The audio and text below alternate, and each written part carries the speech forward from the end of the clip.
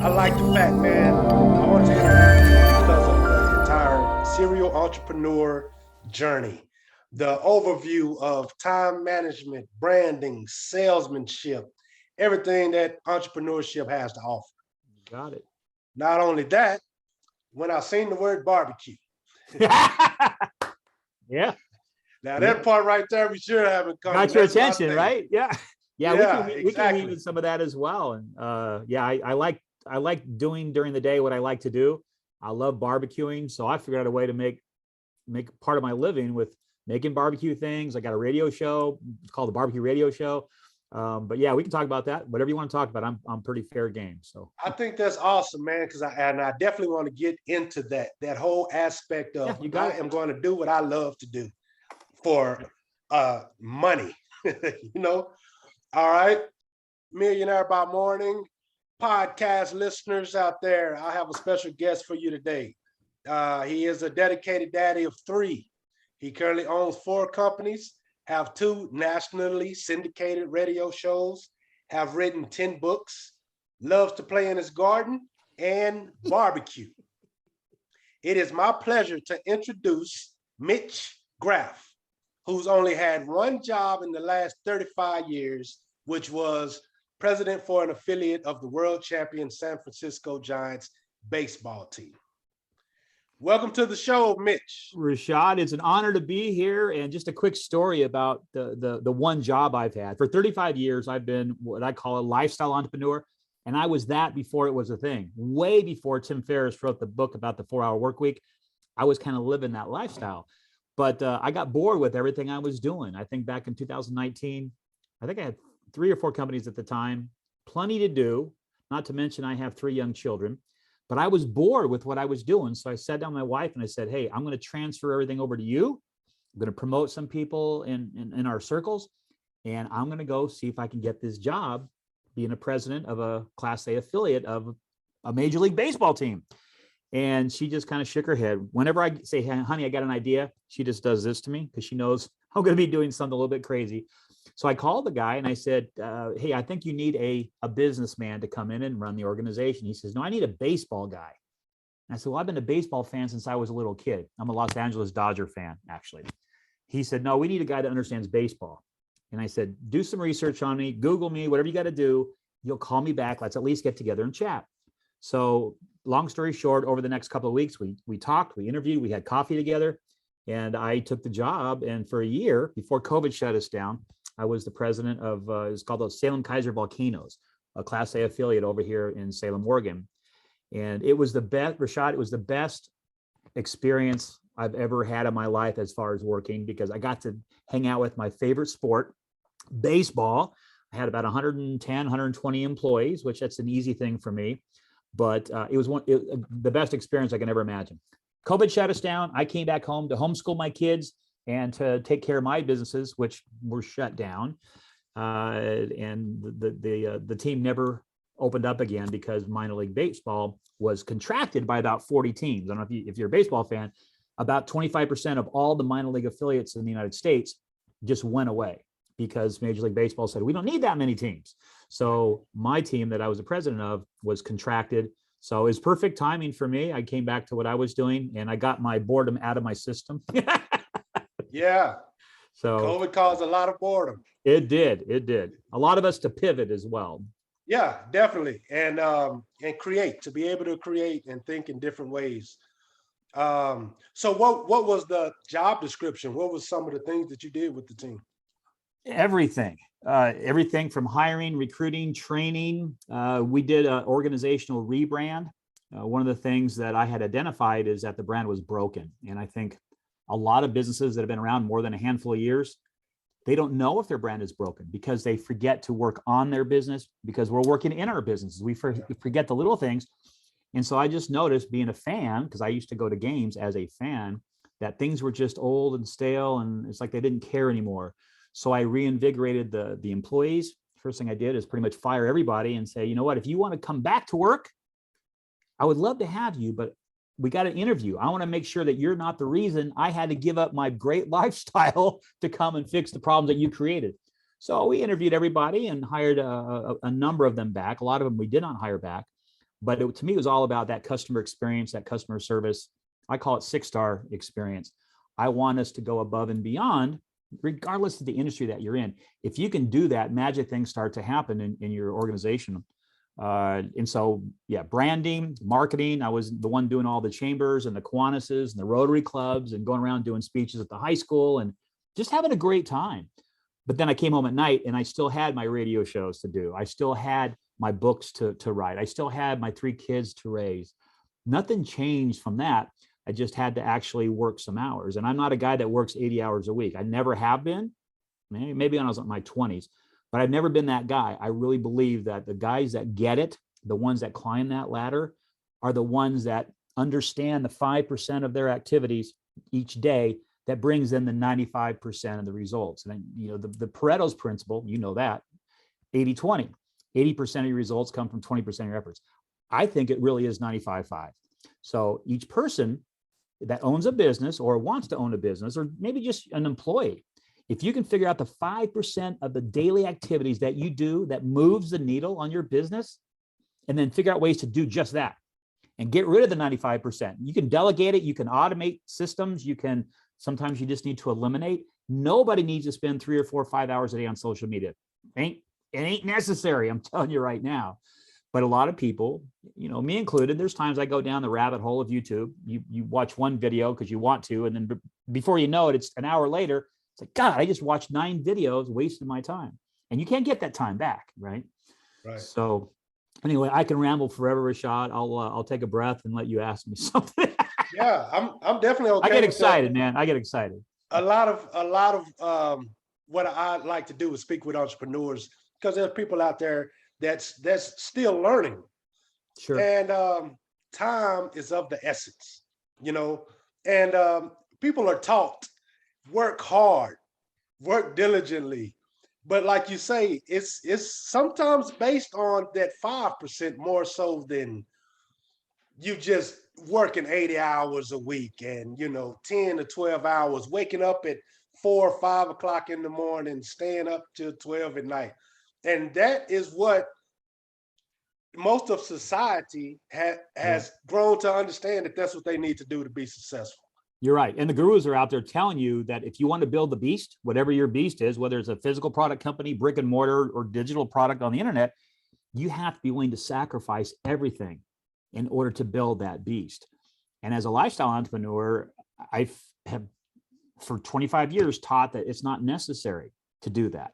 Number one, you need to control that time. I mean, having time freedom, that's one of the best things about being an entrepreneur, is you get to control how you spend your time.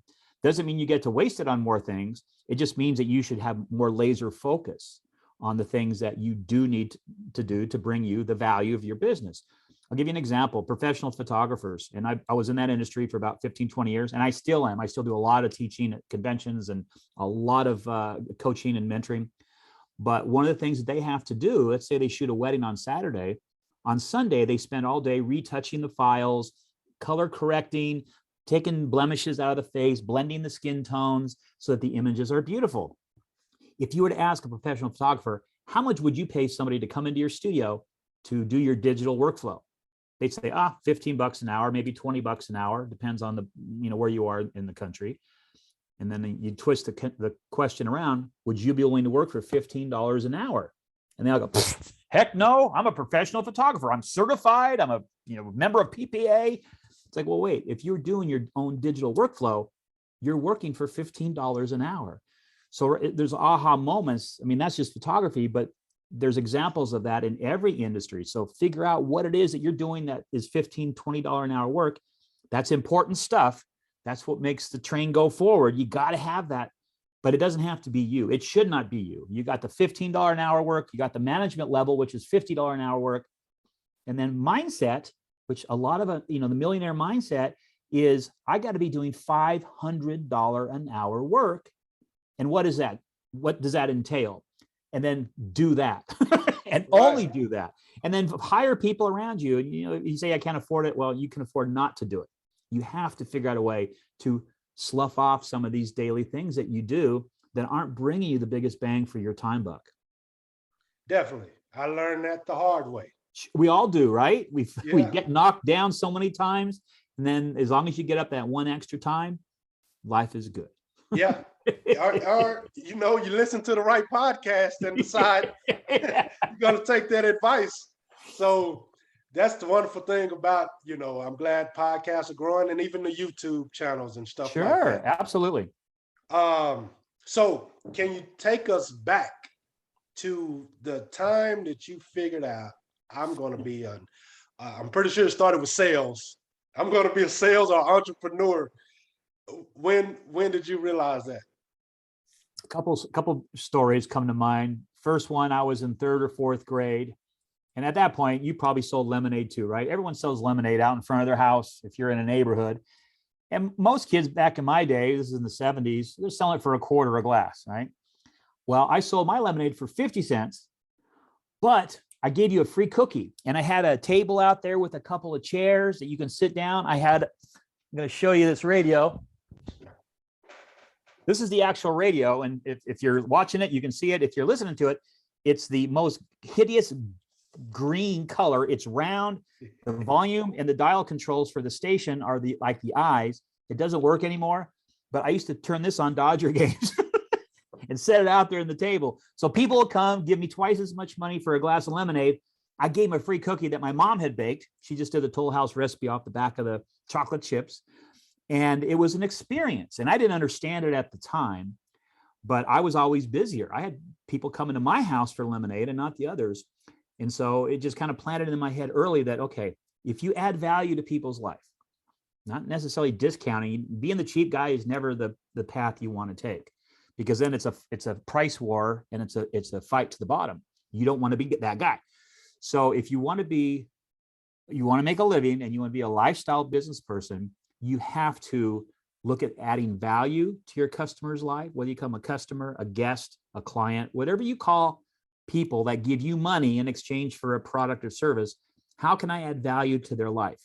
Figure that out, and the world is yours. You know, it's one step along the way that you have to tackle.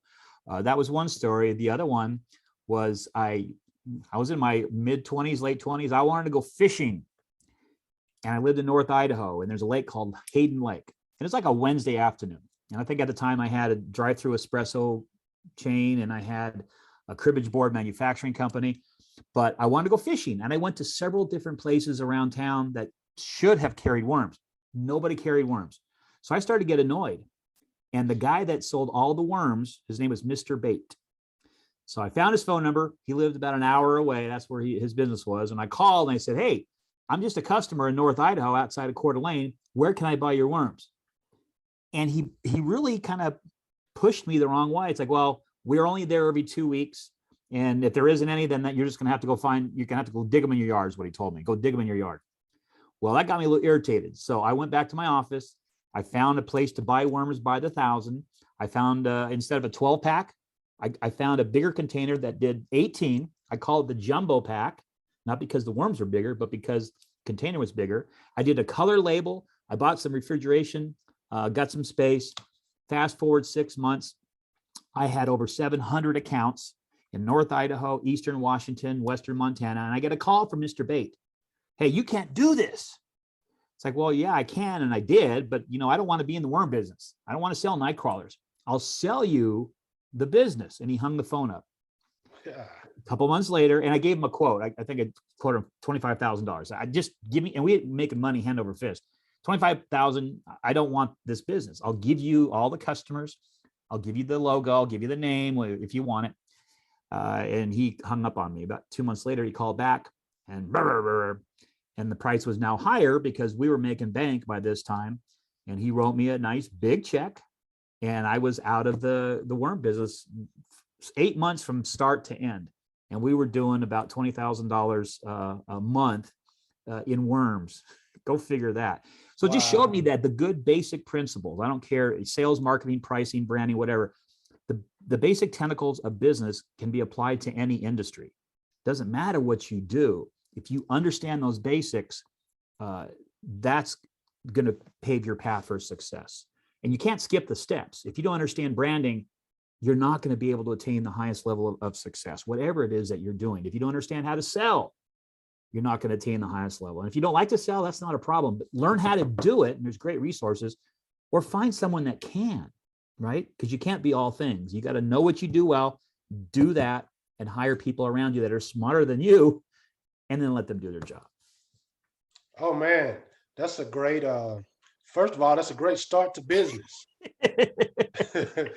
And secondly, that's a great story because you're right, man. Once you have a system in place, it's pretty much automated, and you can change from business to business.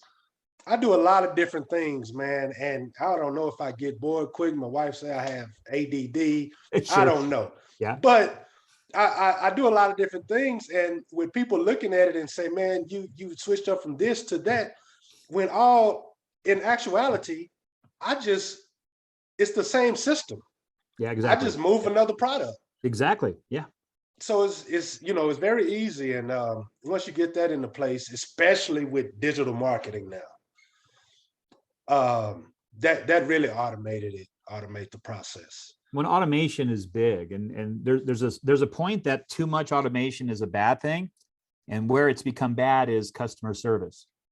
During COVID, everything got drawn back online, and so that personal interaction that you have with a lot of customers kind of went away.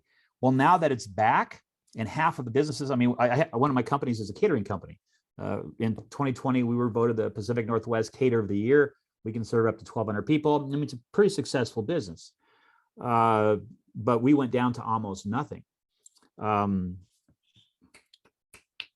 What was the thought?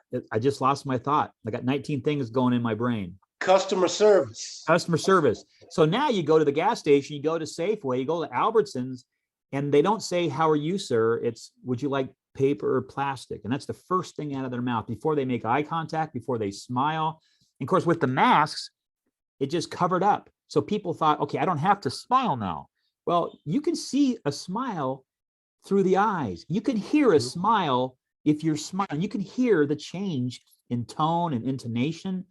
But so many of the big companies have not given that frontline employee the tools they need to understand that whoever's in front of you, that's the most important person in your world. That's the most important person in the universe right this second, whoever's there in front of you. You got 19 people in line, that's okay. That person in front of you, make them feel special, make them feel like gold. And I feel that it's kind of dropped out in all the small and medium-sized businesses.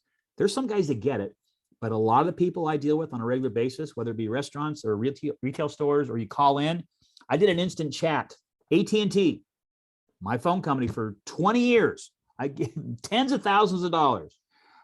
I did an instant chat, took 18 minutes for the person to come into the instant chat. Why was it called an instant chat?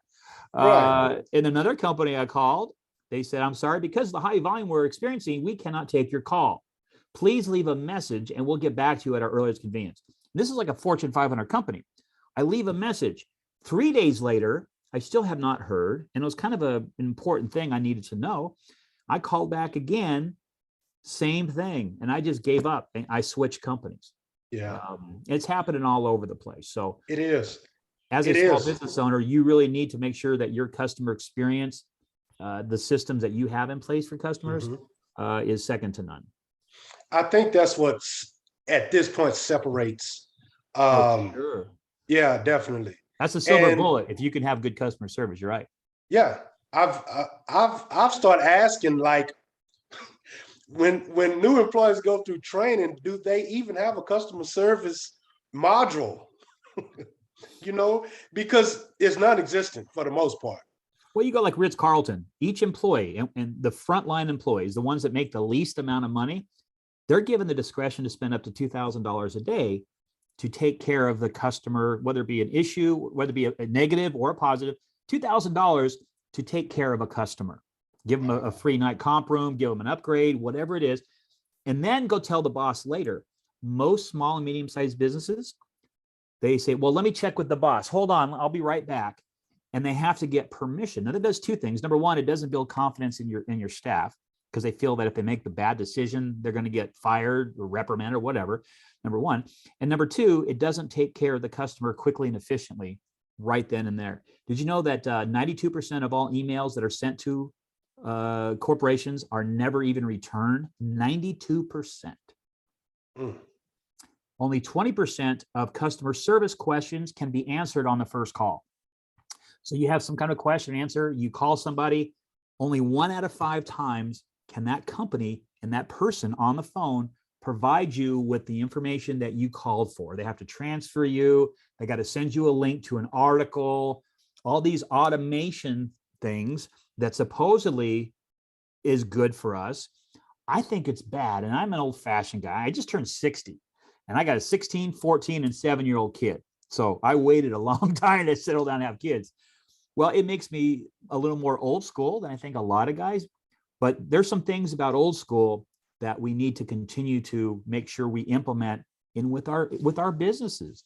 The new school is, oh, you got a laptop and you can be a digital guy and you have a course or whatever and you make a living and they call themselves entrepreneurs. No, you're not an entrepreneur. An entrepreneur has failed time and time and time again, but you learn how to get up by the bootstraps and you live to fight another day. You can't be a 19-year-old kid that has maybe you're making 100 grand a year on your computer and you don't have any physical stock. That's awesome. And I applaud you, but you are not yet an entrepreneur. You are on the road to being an entrepreneur, but I really feel that failure is one of the best lessons. You know, you probably have 1,000 failures. I got 1,000 failures. Definitely. That has just led me to my next success, whatever that is. Yeah, I definitely agree with it. Follow, one of the old mottos, fall off the horse, get back on, Well, remember, well, how old are you, Rashad? I am 43. Okay. Well, you might be old enough. We used to call them service stations. Yeah. I remember Right? service stations. You'd get in there, they'd say, how are you, sir? How are you, ma'am? They'd wash your windshield, check the tire pressure, they check your oil, and oh yeah, you bought gas at the same time. But that was almost like the afterthought. You went there because of that experience. When I was in high school, I used to go to this Chevron, and they would run out to your car. Hello, how are you? And they bring you water if you wanted water, a cup of coffee, you wanted coffee. To this day, I will use Chevron if I have a choice. If there's a Chevron close, that's where I'm going, because they did their branding early on. Yeah.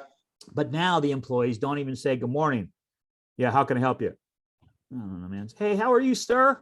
Get you fill up? What kind of gas? Nothing like that anymore. And we live in Oregon. We're one of 2 states where we can't pump our own gas. We have to have someone pump it. So us in New Jersey. New Jersey. Okay. Yeah. Us in New Jersey. If you want your gas, you got to pull up and wait for the attendant to come and take your credit card and ask you what kind of gas. But that's an opportunity for Chevron or Shell or whoever to make up an impression. I call it drip marketing, drip branding, just drip, drip, drip. Oh, sir, how you doing today? Oh, great, man. What kind of gas can I get you? Whatever they're going to say. But make a 5-second connection with that person in front of you. And that transfers to any industry, right? Doesn't matter what you do. Yeah. It does. And the irony of that, I don't know if it goes on as much in Oregon, but here, everywhere I go, you're in Texas, right? I'm in Texas. Yeah. So, we're supposed to have Southern hospitality, but that has went away. But whatever you do, wherever you go, whether it's gas station, if you go out to eat, if you get groceries, they all want a review. They all want you to put a review in about the company. But normally they don't serve good. It's not good customer service. So I don't know why they're asking for a review. It's ironic. I have a friend that works at Yelp. He's one of the VPs. And I went to college with him, and we don't stay in a lot of touch, but I touched base with him during COVID. He said there's more 1- and 2-star reviews now than ever before in the history of Yelp. 2 reasons. One, people think their opinion matters. They're because of social media, you can go out there and take a picture of someone arguing with a checker or a waiter, and they think their opinion matters more than it really does.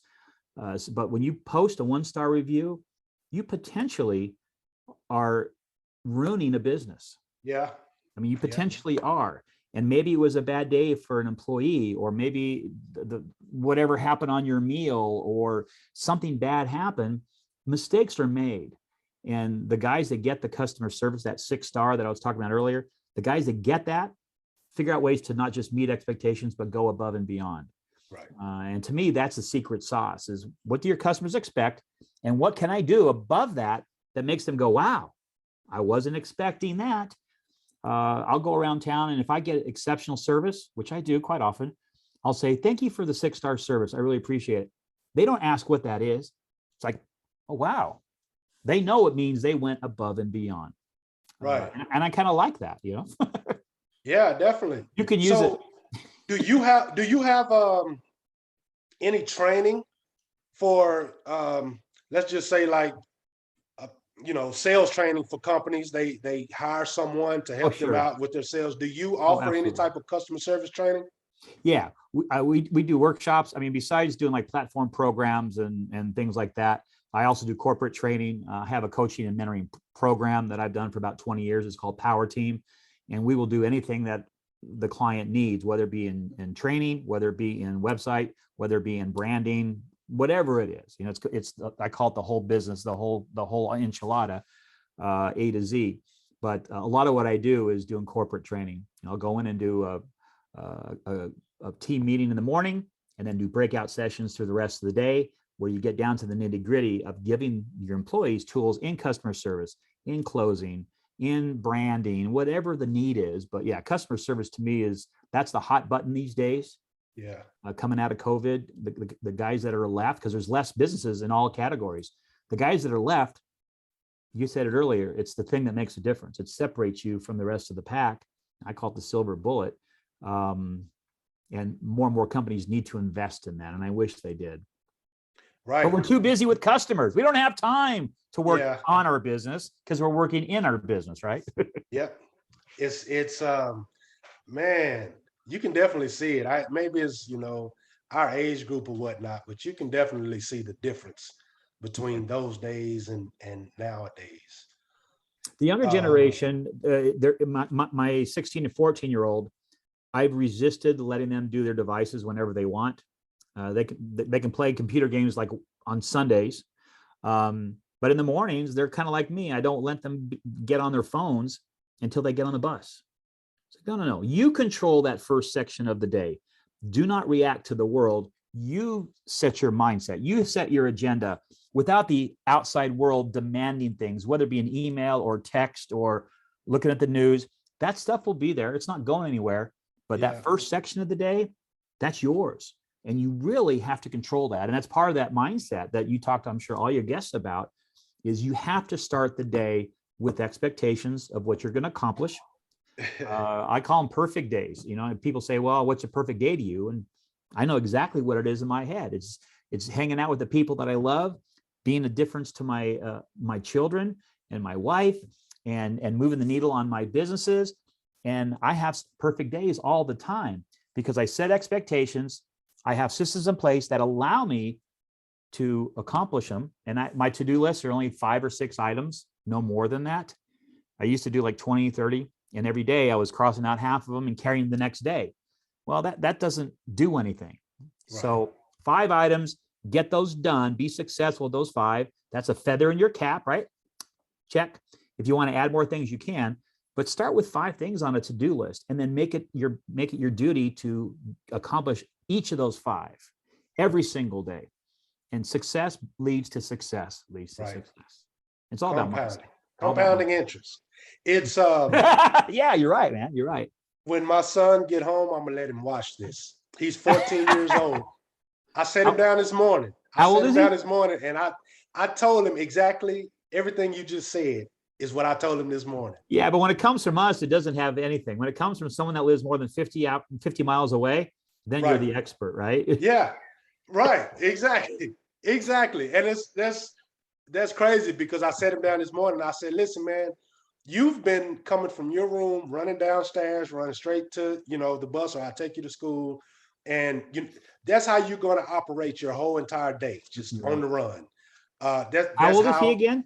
He's 14. 14. So same as my son, freshman in high school. He'll be a freshman next year. Yep. Next year. Okay. So yeah, I told him this morning, you every morning you come down and just take 10, 15 minutes you can doodle in paper, you can think about what you're going to do. But yeah, I totally agree, man. Yeah, I do a to-do list when I'm done working, and I start early. I believe that you get up before dawn. Um, I'm up for 2 or 3 hours getting my important work done when my mind is fresh. Good cup of coffee, and that's when I do my writing. I do a lot of calls and interviews at that time of the day. So when my kids get up, my day's half done, and then by noon or one, my day is done. My work day is done. And I like that because the afternoons when the kids come home at 2:30 or 3, I'm there for them. I can coach their teams. Up until this year, I coached my son's basketball and baseball. I coached my daughter's volleyball. Last season, I coached my 7-year-old's soccer team because I want to be there. I want to be that present dad. And every day we have moments with our kids. You got a moment with your son, hopefully several during the day, but those moments are the legacy that we leave behind. And there's no job more important than being a good parent to your kids. I mean, we are helping mold the future. So anything that we can give them to help them make better choices, and they're not going to make good choices all the time, but you got to let them make bad choices. That's how they're going to fail. My daughter has taught me that lesson. My 16-year-old said, Dad, you can't always email my teacher and bail me out each trimester. You can't keep doing that. It's like, baby, but if you don't, I don't want you to set yourself up for failure when you're trying to get into college. Dad, I'm going to learn a lesson, but I'll learn it on my own. And this is the wisdom of a 16-year-old. It's like, okay, well, maybe I gave her a little bit of that common sense, right? Yeah. But I've just learned to back off and support her however I can, whether it be in, quizzing her and something, but she's kind of just wants to do it on her own. COVID has not been kind to her. My 14-year-old, he excelled, 4.0s. He loved that online thing. But my other daughter, she used it as an opportunity to be on her computer all day long in a room behind the watchful eyes of mom and dad. And you got to trust, at 16 years old, almost 17, you have to give them trust. Right. If they fall down, man, that's a lesson. And it's a good lesson for life. Life is the best teacher. I say, yeah, I agree. I was taught that this is the best teacher. So one of the pillars that I do cover is motivation. So of course, other than the obvious, your children, what would you say motivates you to live this style? Or that's probably the motivation, is be able to live the lifestyle. But yeah, could you go a little bit into that? Motivation is a tough one. A lot of people got knocked down during COVID. They lost the umph. They lost that willingness, the stick-to-itiveness, I call it, to get up and fight the battle every day. Because it was tough during COVID, and it's still not over. I mean, it's going to be several years before, especially hospitality, before we're out of the doldrums and things are back to normal. And they never will be back like they used to be because of all the downsizing in so many industries. We have empty buildings all over the place. Retail really got hit hard, especially restaurants, and a lot of them have went away. Now they're going to be replaced with other restaurants, which is a good thing, but it takes a few years to get your mojo going when you are in food service. You just can't open up one day and have it all figured out. It's not an easy industry to be in. But what I do for motivation is I just envision time off. This might sound weird, but I love gardening. I love the barbecue. I love hanging out with my kids. Last weekend, we took 3 days and went over to the coast of Oregon. We just rented a beach house and hung out there and went walking around. And I love that. This summer, I'm taking my kids to Alaska. We're going to go up there for about 10 days. We'll take our motorhome and go to Montana and Idaho and camp and fish and gold pan. And that motivates me to want to get my work done. I call it the 24/7 mentality. And I mean, we all have a definition, right? 24 hours a day, 7 days a week. My definition, this might sound strange, but I've been trying to live it for 25 years, 24 hours a week, 7 months a year. Am I successful all the time? No. There's weeks that I work the 40, 50, 60 hours, but there's also weeks that I work 12.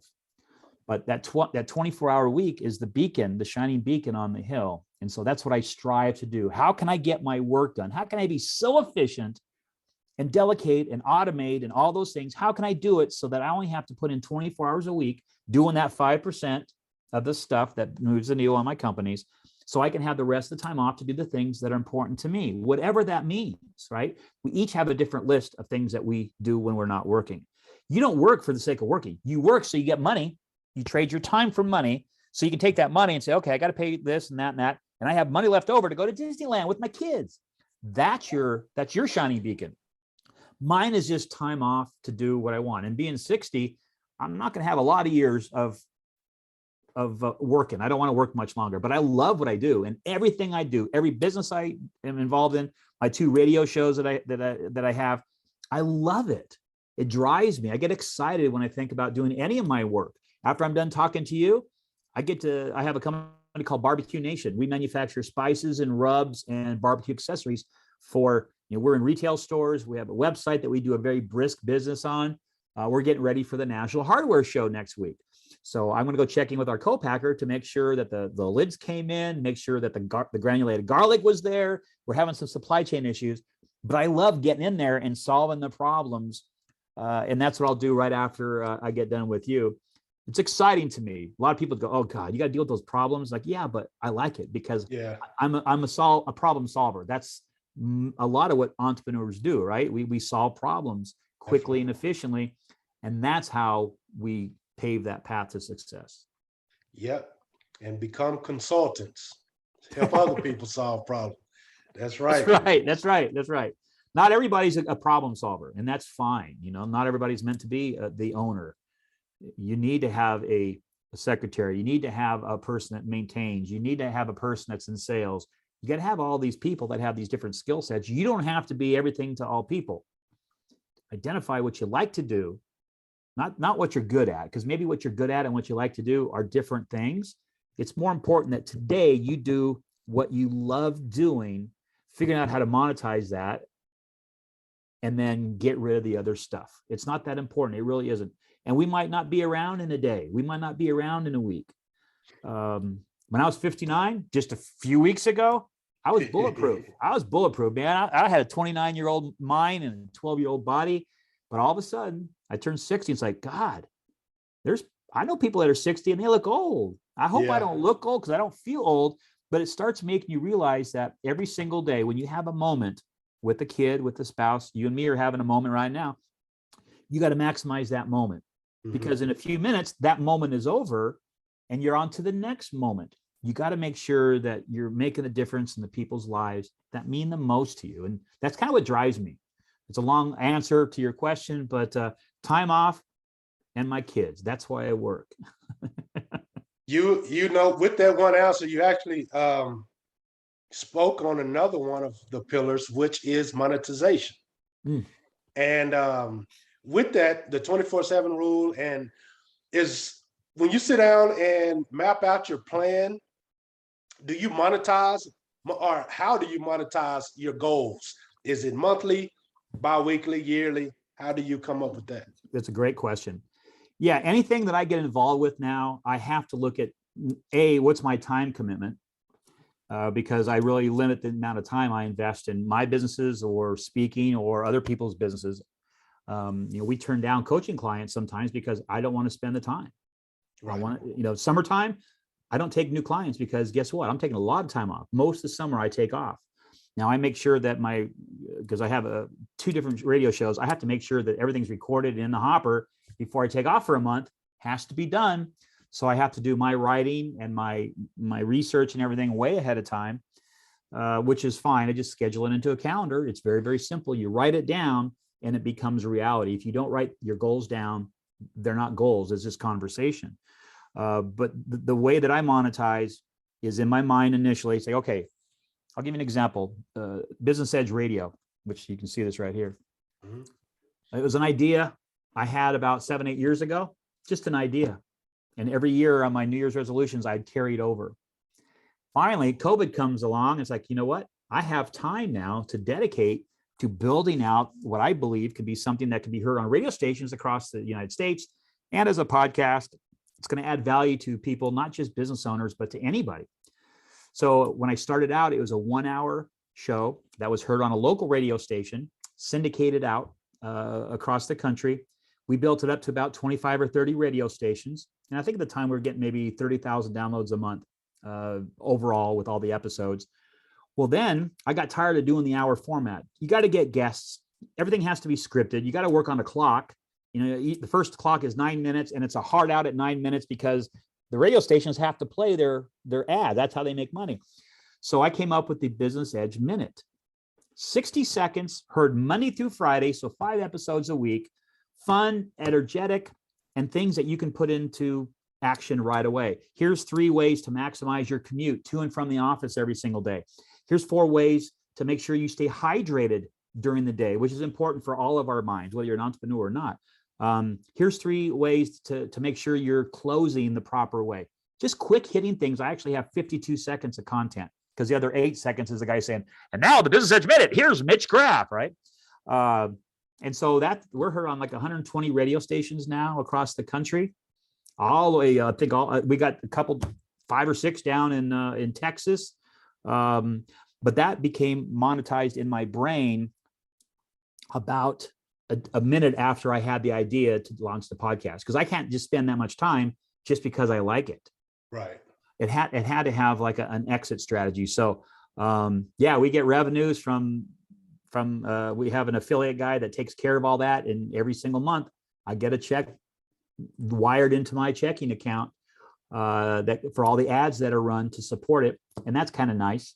The barbecue radio show is another show that I do. It's 5 minutes once a week. How easy is that, right? You do long format, which I applaud you, because it takes a lot more time and a lot more planning. And I get bored easy. Like I said earlier, I want to move on to the next challenge. So 5 minute once a week. Sometimes it's interviews with top barbecuers. Other times it's here's 5 tips on making sure your brisket is trimmed the right way. 5 minutes in and out. I'm quirky. There's some humor in there. There's some sound effects that makes it entertaining. And I think we're on 15 or 20 radio stations, a couple in Dallas, down in your neck of the woods. And it's fun. It's once a week. I got an engineer that does a great job. I got a national sales guy that's getting us the affiliates. I just do what I do. I write the stuff, I record it, I send it up to Dropbox, and I'm done. Everyone else does the rest of the work for me. So, but it's monetized. I mean, right from the beginning, it's monetized. And I got a call from Traeger about 2 weeks ago. Traeger might want to sponsor the entire show. Well, if that happened, I mean, that's my competition with Barbecue Nation because I have spices and rubs. But if they write me a check once a month, I'd be a happy camper. Or better yet, just buy the whole show, right? Yeah, right about it. Right. So everything I do has a monetization aspect of it. And it's not always about making buku bank. Sometimes just make it enough to pay for expenses. And my daughter and I wrote a book. This is a crazy story, but I've never written a children's book. I've written 9 business books, but my 7-year-old and I wrote this book. It's called Snuggles, Kisses, and Hugs, Have a Party. Well, she's doing readings around town at the local libraries. And every day, Daddy, how much have we made today? Daddy, how much have we made today? So I'm teaching her at a very young age, think about the money. You spent some time, but now it's passive income, right? The work is done. And every single month now, she's going to get 50% of all the money we make in royalties. She's going to get it put into an account. And that's going to teach her the value of money. And maybe she'll come to me in a year and say, hey, Dad, can we write another book? Because I want to make more money, right? Yeah. That's awesome, man. It was fun. It was fun. Yeah. Something I'll probably never do again. One off, just write a children's book, say I did it. And hopefully in 10 years, it still makes her a little bit of money on the side.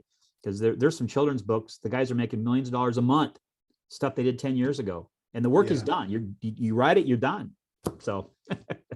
Wow. Well, I know you have to run off and get to the barbecue, man. And you made me kind of hungry. I want to put on a brisket or something. Oh, there you go. There you go. I'll send you some rub. There you go. Now, can you tell us where to find you online? Yeah, my main educational website is just Power, P as in Paul, powermarketing101.com.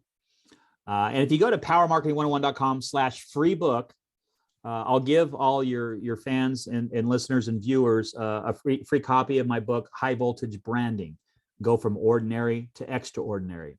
It's just basic personal branding. It's branding for your business. And it's basic principles. It's only like 110 pages. It's a very short read, but it kind of wakens your mind up. It's like, oh, I didn't even think about that. If it's been more than 5 years since you've refreshed your logo, it's time. All the big boys do it. McDonald's, if you see a logo from 20 years ago, it looks like it's 20 years old. The logo of today, they make small, minute changes to the curves, maybe to colors, but it's the same logo. It just feels modern. Right. Your logo, your graphic representation of your brand needs to be refreshed at least every 5 years. You don't change it all together. You'll never see Nike changing from the check mark to a circle. It's always a swoosh. But you look back in the day when they first came out, it looks like it's an old swoosh. The one today feels like it's futuristic, right? Yeah. And they pay people a lot of money, graphic designers a lot of money to make sure they stay relevant. So I recommend that to everybody. Take a look at your logo. Have other people give you feedback. If it's been more than 5 years, just get her done. Awesome advice. And that's a PDF download or? Yeah, PDF. Yeah, you can download it on your phone or yeah. Okay. So powermarketing101.com/free book. When I promote this podcast, I'm going to definitely put that as a free download. Oh, absolutely. But it talks about my coaching and mentoring. It has workshops that I do about me. It's got a list of all the books. There's a thing called Hot List, Mitche's Hot List. And it's just reads that you can do, not just about business, but about mentality and mental approach and motivation, just different kinds of things that kind of motivated me every single day. And so I share that hot list with people, but it's on the powermarketing101.com website. Okay. All right. And what about your socials? Just your name? I'm a guy that does do a lot of socials. Back when I used to travel 25, 30 weeks a year, I had like 45,000 fans on Facebook, and I shut that account down because I had people showing up at my hotel room at 11 o'clock at night saying, hey. So, and I'm like a hermit when I'm not working.